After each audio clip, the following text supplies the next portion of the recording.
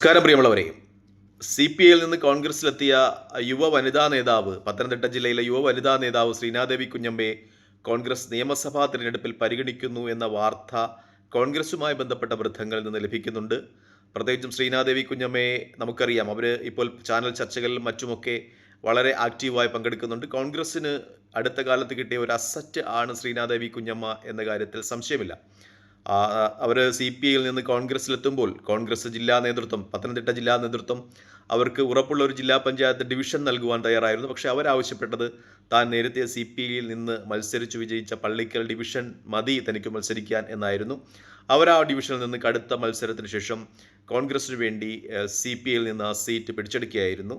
അതിൽ തന്നെ അവർ ഒരു ഫൈറ്ററാണ് എന്ന കാര്യം വ്യക്തമാണ്. മാത്രമല്ല, പള്ളിക്കൽ ജില്ലാ പഞ്ചായത്ത് ഡിവിഷൻ്റെ ഒരു രാഷ്ട്രീയ സാഹചര്യം എടുത്തു നോക്കിയാൽ അത് ആദ്യമായിട്ടാണ് ശ്രീനാദേവി കുഞ്ഞമ്മയിലൂടെ കോൺഗ്രസിന് കിട്ടുന്നത്.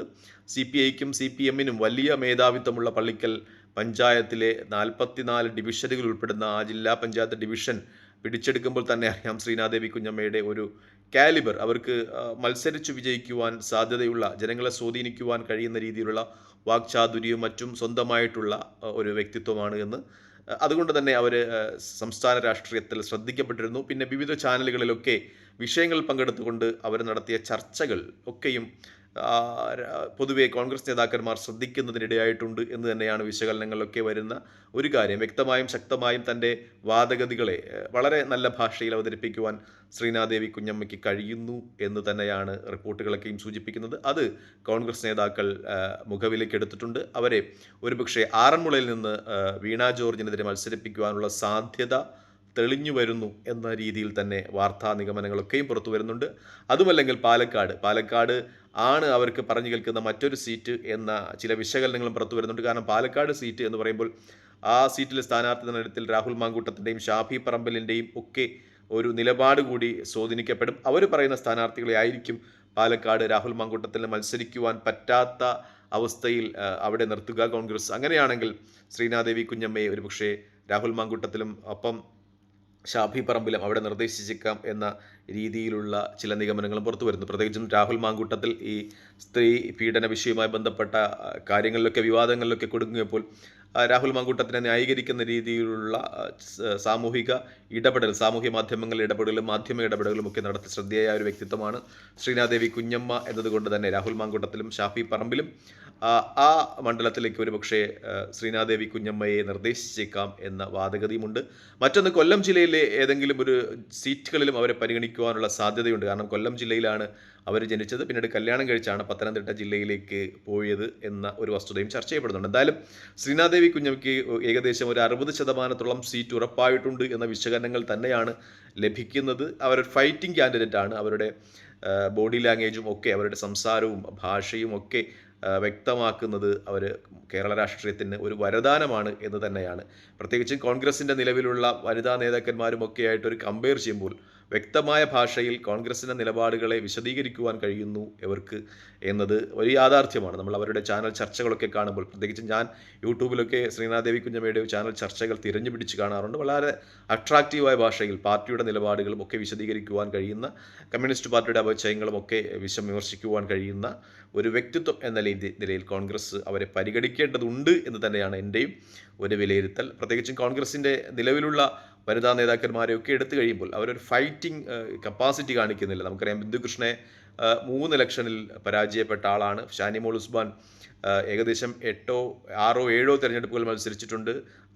ഒരു തിരഞ്ഞെടുപ്പിൽ മാത്രമാണ് വിജയിക്കുവാൻ കഴിഞ്ഞത്, അരൂരിൽ നിന്ന്. അതും ഒരു പ്രത്യേക രാഷ്ട്രീയ കാലാവസ്ഥയിലാണ്. അവർ അതിനു മുമ്പുള്ള ആലപ്പുഴ ലോക്സഭാ തെരഞ്ഞെടുപ്പിൽ പരാജയപ്പെട്ടു. അതിൻ്റെയൊക്കെ ഒരു സഹതാപ തരംഗത്തിൽ അരൂരിൽ നിന്ന് വിജയിച്ചിട്ടുള്ളതാണ്.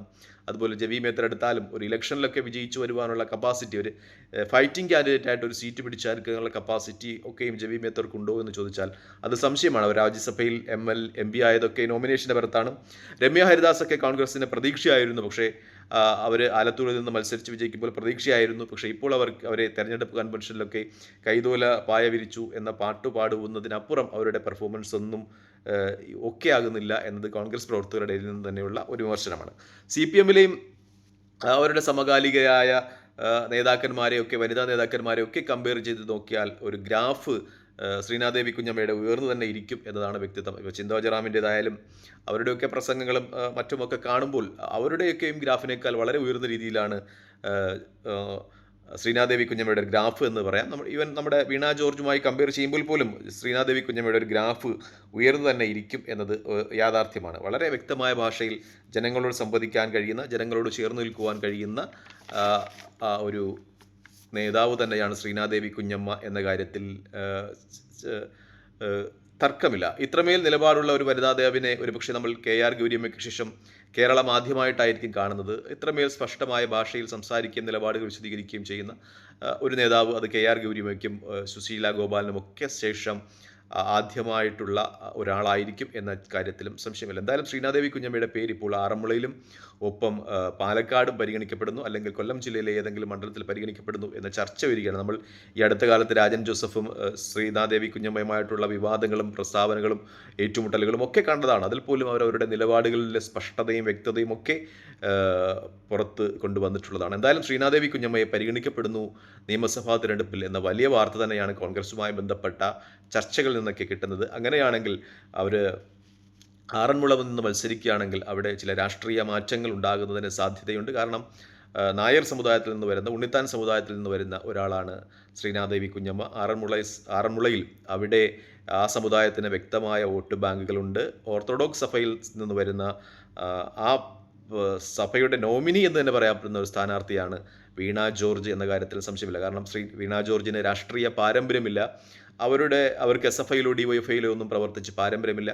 ഓർത്തഡോക്സ് സഭയുടെ ഒരു സ്ഥാനാർത്ഥി, അവരുടെ ഭർത്താവ് ഓർത്തഡോക്സ് സഭയുടെ വലിയ ഒരു നേതാവായിരുന്നു. അദ്ദേഹത്തിൻ്റെ കെയർ ഓഫിൽ വന്ന ഒരു ആളാണ് വീണ ജോർജ്. വീണ ജോർജിന് SFI DYFI രാഷ്ട്രീയ പാരമ്പര്യമില്ല. ഇപ്പോൾ കഴിഞ്ഞ ദിവസങ്ങളിൽ അദ്ദേഹം തന്നെ പാർട്ടി നേതൃത്വത്തോട് ആവശ്യപ്പെട്ടിട്ടുണ്ട്, തൻ്റെ ഭാര്യയെ കുടുംബപരമായ ചില കാരണങ്ങളുടെ പേരിൽ വീണ ജോർജിനെ ഇത്തവണ മത്സരിപ്പിക്കരുത് എന്ന്. പക്ഷേ പാർട്ടി അത് കേട്ടിട്ടില്ല എന്നാണ് വ്യക്തമാകുന്നത്. വീണ ജോർജ് അടുത്ത പ്രാവശ്യം അവിടെ നിന്ന് മത്സരിക്കും, ആറന്മുളയിൽ നിന്ന് മത്സരിക്കും എന്ന ഒരു നിലപാടാണ് പാർട്ടിയും വീണ ജോർജും എടുത്തിട്ടുള്ളത്, ഭർത്താവിൻ്റെ നിർദ്ദേശങ്ങളെയൊക്കെയും മറികടന്നുകൊണ്ട്. അതുകൊണ്ട് തന്നെ ഒരു ഓർത്തഡോക്സ് സഭയുടെ ഒരു അനുകൂലമായ നിലപാട് കഴിഞ്ഞ പ്രാവശ്യത്തിന് പോലെ വീണ ജോർജിന് അനുകൂലമായി ഇപ്രാവശ്യം ഉണ്ടാകുമോ എന്നത് സംശയമാണ്. കാരണം ഭർത്താവാണ് ഓർത്തഡോക്സ് സഭയുടെ നേതാവാണ്, അദ്ദേഹമാണ് ആ സഭയുടെ വോട്ടുകൾ വീണ ജോർജിന് അനുകൂലമായി ക്രോഡീകരിക്കുന്നത്. അതുകൊണ്ട് തന്നെ വീണ ജോർജിൻ്റെ സാധ്യതകൾ ഇപ്രാവശ്യം ആറന്മുളയിൽ അല്പം ടൈറ്റാണ് എന്ന് തന്നെയാണ് വസ്തുതകൾ സൂചിപ്പിക്കുന്നത്.